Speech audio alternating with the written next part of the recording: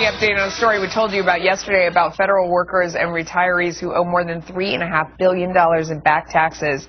That was as of the end of September of 2011. Well, not to be outdone, we have learned that federal contractors owe more than $5 billion in unpaid taxes. But they keep getting new government contracts. How is that possible? It is our newest case of government gone wild, and our Money Power panel is going to solve the problem. Why not? Fox Business's one and only Charles Payne is with us, Rick Unger, Forbes contributor, and Mattie Duppler, Director of Budget and Regulatory Policy with Americans for Tax Reform. Welcome to all of you to the show. I already heard, one congresswoman in Washington out saying that we need to garnish federal contracts when they go back out if those contractors owe back taxes. It seems so logical. Charles, I'll let you go first. I didn't want to go first. Why? Okay. It's so absurd. It really is.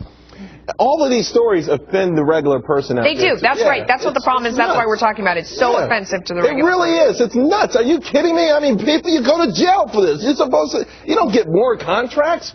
It's just part of a bigger, larger picture. And I think the first thing is you shouldn't necessarily qualify for more business from the government if you haven't paid the government taxes. Rick, what do you think about this? Yeah, I'm not going to disagree with Charles. That's hard to believe, but he's right. I mean, nobody likes anybody who bites the hand that feeds them. To take our money in government contracts and then refuse to pay your share of taxes, that's insane. One thing I will caution, though, I noticed that Representative Chaffetz has introduced a bill that would get people fired from within the government. You don't like that? Why not? Because you have to stick with the law. Look, there's a distinction between tax avoidance and tax evasion. Most of the federal employees, I was looking up the numbers, who are having problems here, they did file their tax return. Right. They're not trying to evade taxes. Yeah. So, and sometimes there's an honest disagreement, which was the case in some of these cases. So let's be a little bit careful. Mattie, I mean, to me, it just always shows me how disorganized the government is. The largest group of workers were from the post office, and they weren't up to date on their.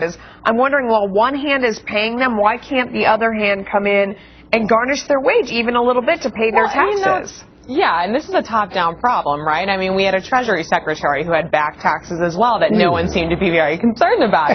This is a big issue that doesn't just extend to a certain group of federal workers. And I think the interesting point is that federal employees are, by and large, paid much more than their private sector counterparts. So the question is, why aren't we seeing the taxes owed to the government coming back in? And I think you're right. You see a lot of abuse of the system. Maybe it's people who know how to better navigate the system. But it's certainly an issue that we should be looking at, and I think that it's difficult for Democrats to continue to claim we need more revenue when they leave this kind of waste, fraud, and abuse on the table when we're talking about deficit reduction packages or any other grand bargain that they seem to want to have in Washington. And that's when we get frustrated about all this nickel and diming, is when we were talking about the sequester and we're talking about the different things that aren't getting done right now.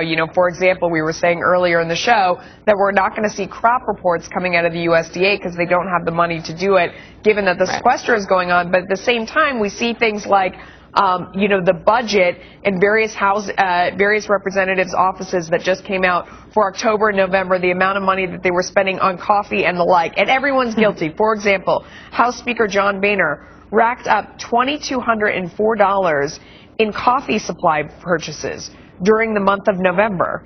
And I'm wondering, at a time when we're not doing these crop reports, Charles, what do you think? 2,200. I mean, California Republican Majority Whip Kevin McCarthy's office spent $2,500 at Qdoba Mexican Grill in one day.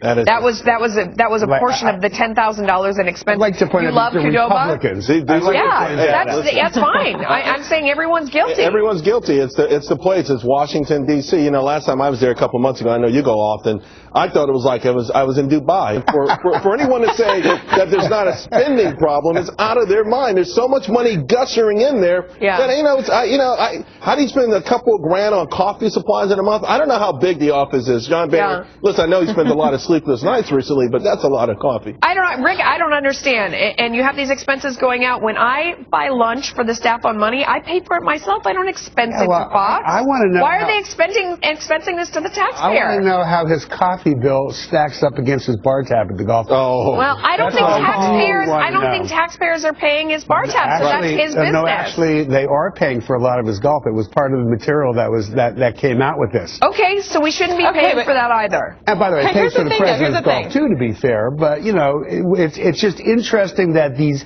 Republicans who are the paragons of small government are spending all this money. Everyone's guilty. Maddie, what do you think? I'll give you the last word. Well, I'll give you guys just a little reason to hope is that everyone's not spending like a drunken sailor. We had Senator Rand Paul give back $500,000 to Treasury last year. Other folks have followed suit. It's just a matter of time until other Tea Party, hopefully, and other conservatives catch on. You're right. All right, panel, thank you so much. Coming up on Money.